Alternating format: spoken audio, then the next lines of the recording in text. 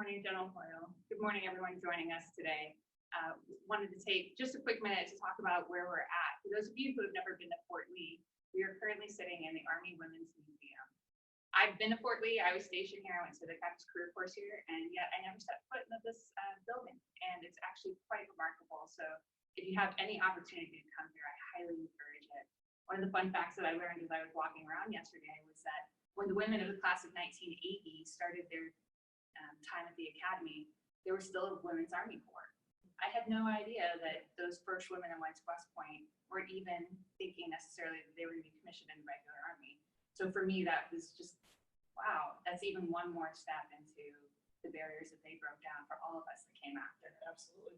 You know, we get to stand on their shoulders, and it's really, to the class of 1980, thank you for everything that you did. Thank you for the strength that you continue to show to all of us that have come behind you. So today we are here because General Hoyle picked this location. She didn't want to sit in her office, and so we have this opportunity to sit here being looked at by some of our women that came before us. And what you can't see is a huge mural of their class women that in kind of their old Corps photo. So General Hoyle is class of 1994, and she's the 41st Chief of Ordnance Branch. General Hoyle, I really appreciate you taking your time out of your day this morning to just spend some time and answer some of our questions from our West Point women, just letting us know what's going on in the Ordnance Corps and what has led you to where you're at today. For those of you who don't know General Hoyle's background, after graduating from West Point in 1994, she has a similar, actually, path to the Army Women's Museum. You started at Fort McClellan, Yep. just like the museum did. It was the WAC museum, yeah, absolutely. And then now you're here at Fort Lee. So she started Chemical Corps, and then she was branch detail, and then into the Ordnance Corps. And all these years, ma'am, you've commanded the company level, the battalion level, and then you commanded the 71st EOD group. I would love over this time to hear your transition to EOD, as well as your time in command and what brought you ultimately here today. There's so much that we can read about your Legions of Merit, your Bronze Star medals, your command time, your time teaching at West Point. But what's one thing that we can't read about you? That's like a great question, Jackie. Thanks to you for setting this up. I really, really appreciate it. I think it's obviously very important to talk about where we came from, what's important to us, and what we think about the future. And those who paved the way for us, the class of 1980, 119 women entered, 62 graduated. Colonel Shelley Richardson's photo here behind us. And for the younger ones in the crowd, and even myself, maybe tipping towards the old now, what you may or may not recognize this is the boots. It's crazy, right? So these boots that were issued back in fashion today, but it was only issued to the women then. And as you go through this museum, you see some of the changes, and that's why I think today is really important, is to talk about those changes and where we came from. We were laughing earlier, and when we were off camera, talking about a girdle that's here in the museum, and it's very, very, very small. Thinking about how nutrition has changed across the United States and the United States Army as a whole. Just watching the size of Americans change, the taller, the bigger, the more powerful. So it's not just the paving of the way, but the things in our society and culture that enable us. One of the big things in my background that kind of had enabled me was my family. I know we talked about this earlier, but I come from a very, very large family, not typical. And of course, as I talk about my family, it's pretty amazing. So my parents had a hard time conceiving me, and so they had fostered my brother. And when my brother was fostered, he ultimately became adopted, and then they chose to adopt another brother from Korea. And as Jeff was being adopted, surprise, it always works that way, right? So family of three is not big, it just keeps on growing, okay? I had to count this morning because you sit there and talk about a large family, but you don't always say the numbers. And so as I was driving in, making sure I got everyone, there were 13 who were adopted.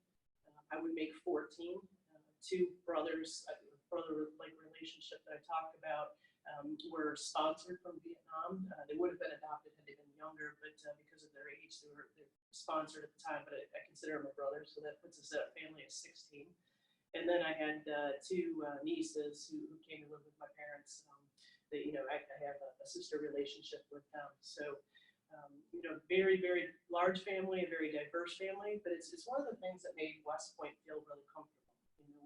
When you're working in a family environment, you grow up, and today's task was to do a load of white socks or a load of black socks. I mean, you don't think about that, right? You think about a load of whites and a load of black clothes or dark clothes or whatnot.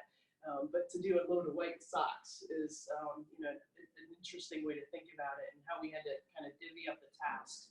And so, as I went out to West Point recruited for swimming, I was able to really feel like a part of the academy. You could see that cooperation, the reliance on each other to execute your tasks. You enter there with a group of very powerful cadets who are hand selected, and then you're average. Wow, it's not the relationship or the environment maybe that you had when you were in high school, where you were the valedictorian or the team captain and stuff. And so to be set there among peers and realizing you had to rely on each other made West Point feel comfortable for me. So I don't think you could see that necessarily out there in my bios or anything in the past, but I really, as I've reflected, have recognized that as a very powerful piece of my history, and why maybe the academy felt the right place for me, and why I chose to swim there, and then also why the Army feels right. Speaking of swimming, how did being a core squad athlete prepare you or shape you in your development? So being an athlete, I think, in any sport is very powerful. The teamwork, the camaraderie, the calendarization, dedicating specific times of the day, having to do priorities of work. As a cadet, our time was just very valuable to begin with, and then when you start taking off those chunks of time, you realize you have to do time management to a degree. But the time in the pool was powerful. As senior leaders, we don't take the time to think, right? Our calendars are so busy. Every half hour is segmented for something. We do the tasks that we need to do, but we don't necessarily take the time to think. And in the pool, you're chugging away. It's lap after lap after lap. You have very little time to chat. Maybe some other sports might facilitate that dialogue that you have. Not saying that other sports are not equal or anything, but you can't talk in the water. And so it really gives you a lot of time to think. And whether you realize you're thinking or not, you might be counting the laps, you might be counting your strokes, but it gives you that time to kind of decompress, to work through some of the things that are going on academically, physically, emotionally. And so that was a very big piece of my life, and I didn't realize it then. I realized it when I was in Iraq. What a strange place to realize the value of swimming. It was when I was in battalion command. We were on a deployment in Iraq, and at lunchtime when we weren't out doing battlefield circulation, I would go down to the pool and swim a mile or two. And I realized that, like, holy cow, this was the time that I could do reflection and when I could do thinking, and it really helped. The other, significantly valuable thing is my teammates. I still see them to this day. The shared experiences, obviously bind you from a team, and that's really an incredible experience. So a couple things that you mentioned there that I want to dig into a little bit deeper. You talked about your time in the pool as a period of reflection, and in my work as a leader development consultant, we often talk with leaders who don't spend the time to reflect. As you have found time and tried to make that a priority, it sounds like in battalion command, what do you gain from that reflection time? And what other tools have you learned as a leader that help you show up to be your best? Yeah, so great question.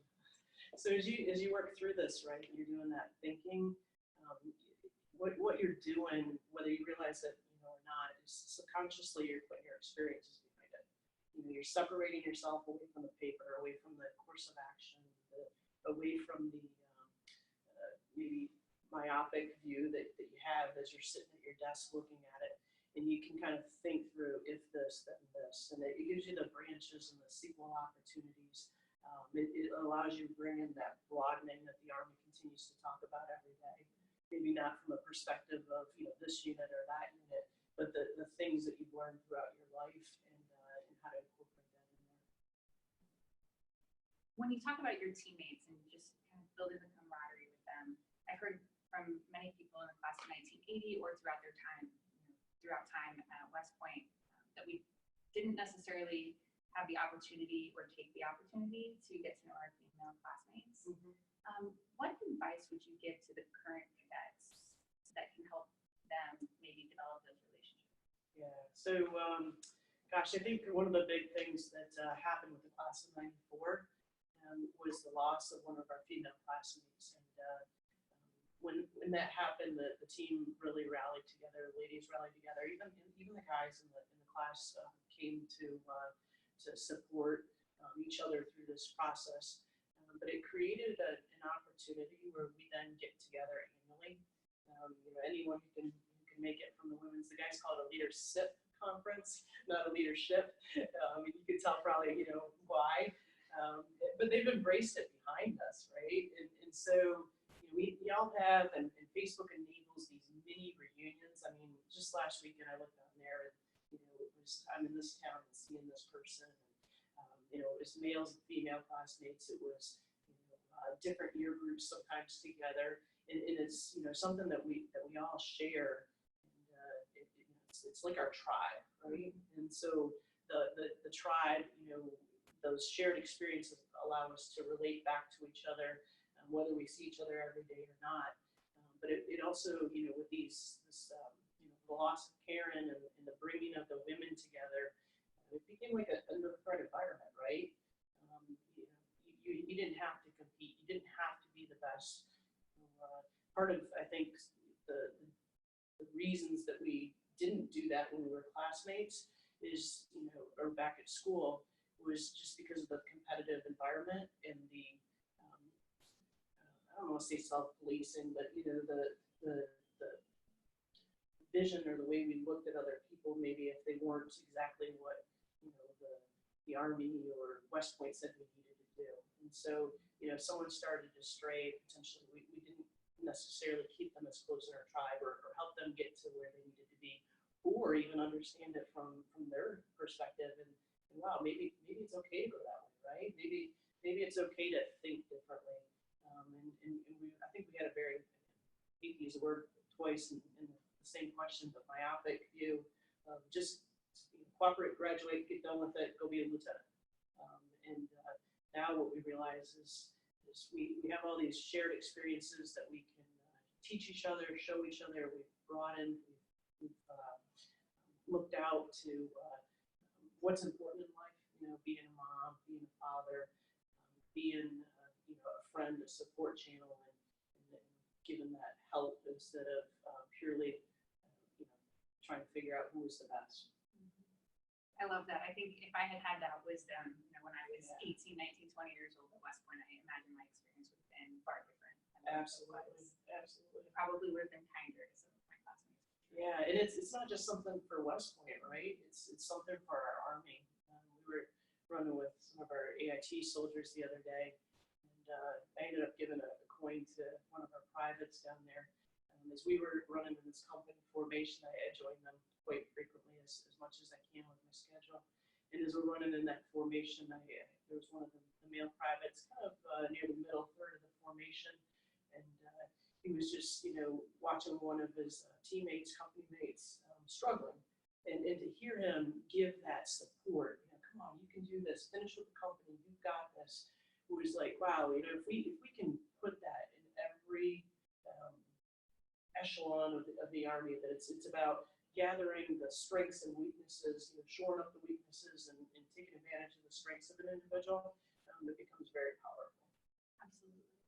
How does that play out in throughout your career? How has mentorship played a role in getting you to where you are today? I don't know if Sophia's up. She's a late sleeper, but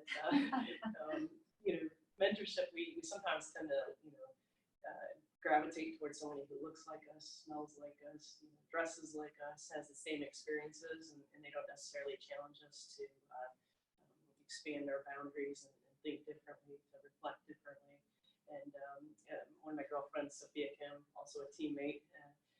Sophia, I don't know if you're awake, but you'll be able to see it later, right? But she was in a leadership seminar for her experiences in one of the industries post her Army time. And I think, and I'll paraphrase it, Sophia, so I'll probably get it a little bit wrong, but she said, one of my mentors is the old white guys, right? And you're like, what? Everybody in the room totally expected her to say, someone who looked like her, someone who, dressed like her, someone who had the same experiences. And they were a little shocked by it. She could see the look on their face.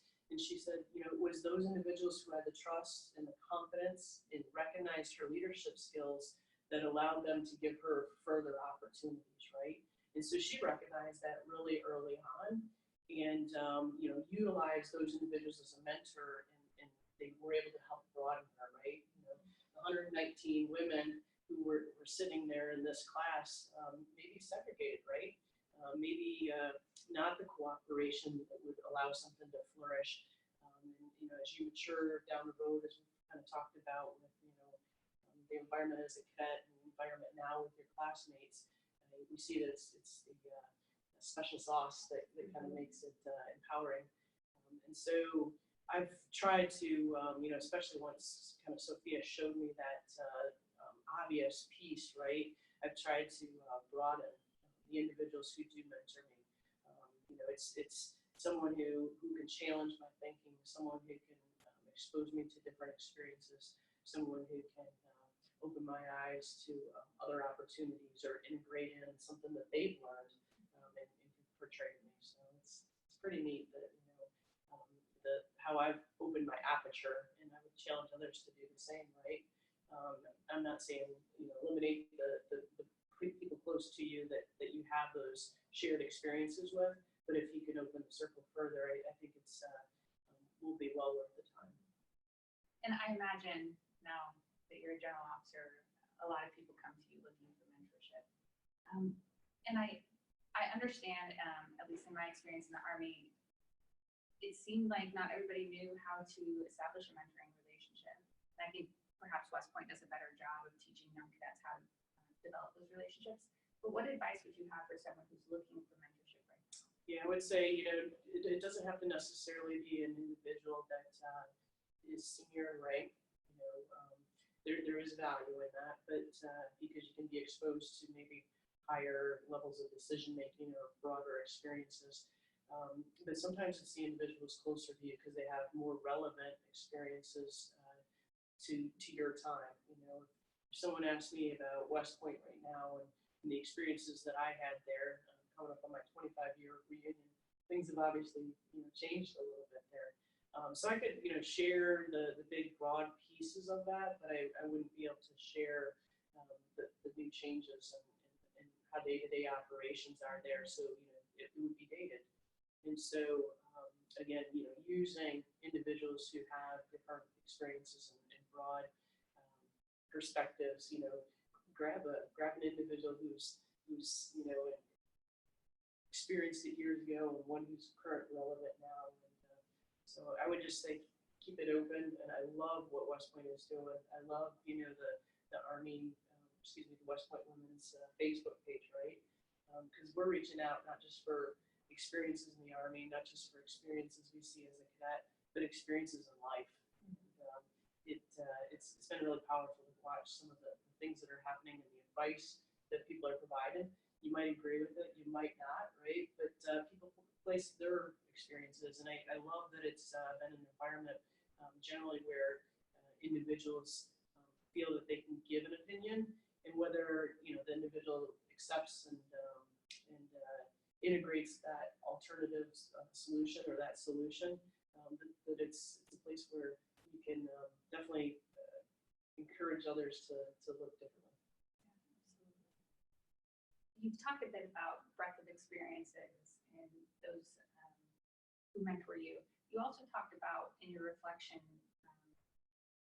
kind of reflecting on the breadth of your own experiences in order to make some better decisions or do things in a better way. You've had a lot of broadening experiences throughout your career. How have those experiences helped you when you come back to operational assignment?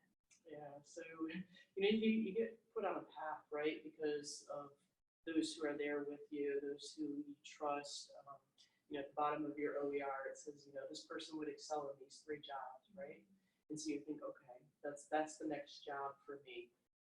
And quite frequently, those weren't the next job for me, right? Some people do have that opportunity that the jobs placed at the bottom of the OER are the jobs that they're going to do. But it's all this big piece of talent management. The Army's doing some interesting stuff on talent management right now. I'm not sure how many individuals are watching that, but with our non-commissioned officers, one of the next promotion boards at HRC, what they're going to be working on is recognizing the talent. So the rank order of those who are selected for promotion won't be based upon time and grade or time in service. It'll be based upon how you competed against your peers in that board. And so, an individual who historically competed and may have been the best in that promotion board could have been at the bottom because of the fact that, with the sequence numbers, because of the fact that they didn't have the time and grade or time in service compared to their peers. And now that person who is considered number 1 as the board comes out stays on the top. And it allows us to do talent management from a perspective of recognizing what they bring to the table rather than their age or their time in service, which I think is very empowering. That's just one example of kind of what's changing out there for the Army. Some recent articles for that. It'll obviously filter out through the officer community in the future. So they just targeted a specific board that's the first one, but that's happening very soon. That's awesome. I know the Army has been paying a lot of attention to talent management lately because it matters. Absolutely. We want to retain the talent that we have. It does. It does. And so, I'll reflect as I was going to Fort Carson to be pre-positioned for brigade command. As I was given kind of my orders, I had this vision of this specific position that I would be placed into, because that's directly what the orders said. And as I talked with the division commander prior to arriving, he had a different plan for me. And it was like, wow, this isn't what it says in the orders. This is not at all. And he said, yes, Heidi, but this is what I need you to do. This is what the division needs today. And I reached back to a mentor. I said, sir, what do I do? He says, you salute, you accept that opportunity, and you learn from it. And holy cow, everything that I was doing with the 4th ID pre-position for brigade command was absolutely valuable skills that I needed in brigade command. So, it was almost as if he had not only the vision for what the division needed, but also the vision for what I needed for brigade command. It was amazing to do that. So, although it might not be the path you think you're on because of what's down at the bottom of your OER, or because what your mentor said was the next step for you, just take on each and every one of those opportunities and do your best and try to grab the skills that you need. You might not realize that you're learning something at the time, but years later, days later, months later, who knows, it'll be very relevant and interesting as you kind of gather that. So speaking of both talent management and you may not always go on the path that you expect, what has been the impact of reducing the number of ordnance slots at West Point? Yeah, so first of all, we don't have very many numbers, right? I'm going to pull out my little chart here. This is kind of like a senior leader's perspective of it first, but then obviously there's a very personal aspect of it, right? And so in 2017, we selected 39 officers for ordnance, and then this year it was 30. So a reduction of 10, almost 25%, which seems like a small number. Our Chief of Staff of the Army and the leadership decided that there would be a greater proportion of West Point graduates who would go into combat arms. And one side, it's just like, wow, what a great trust and confidence that the warfighting formations he wants West Point leaders in.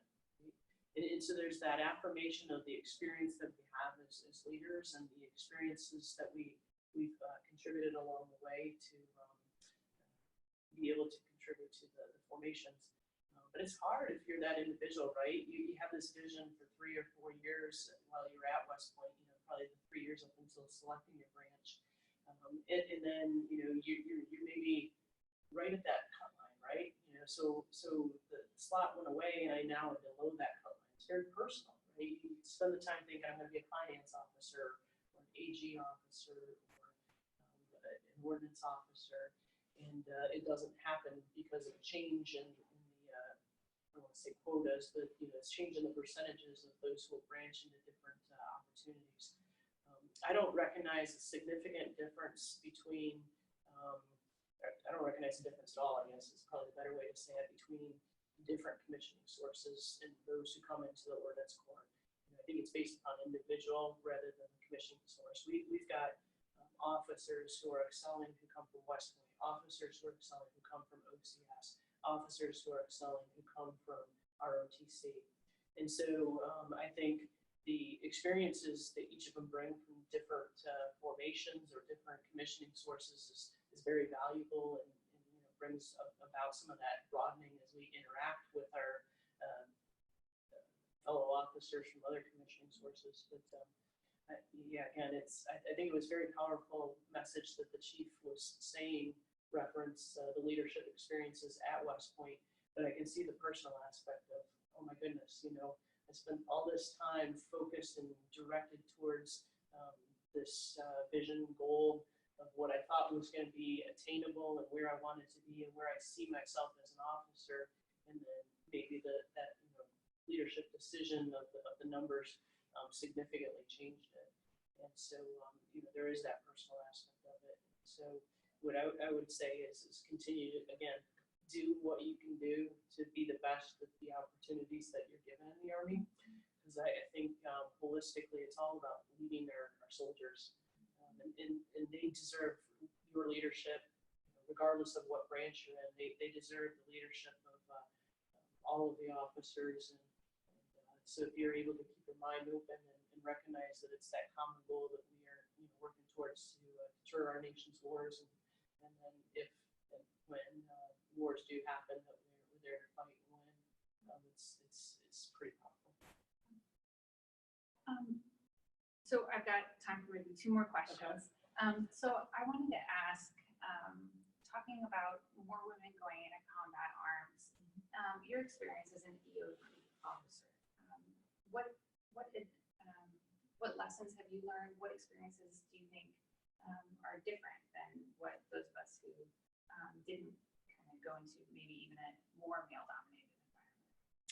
Okay, so your branch doesn't exactly necessarily say where you're going to be on the battlefield today, right? It's not the linear battlefield that we fought in the 1990s. So the integration, I think, was going to happen whether branches were opened up or not, and I mean that on the integration on the battlefield, right? Where we found ourselves in the last 17 to 18 years of conflict, and women were on patrols, whether they were an MP, whether they were an ordnance officer, whether they were an infantry officer.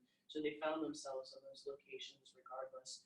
EOD's always been kind of scattered throughout the battlefield by virtue of where the explosive hazards are, and so that was always there and always available. I love that it's been opened, right? And those who want to do those combat arms jobs, and those who want to be infantry, those who want to be armored, go out and do it, right? I got excited about my time as a cadet. We would go to Fort Knox, right? And we were exposed to armor, we were exposed to infantry. And as we got down there, I was like, I want to be an M1 driver. Like, what? Right? But it was fun because we got to go out on the vehicles, and it was like, this is what's right for me. And number one, it wasn't open for women then.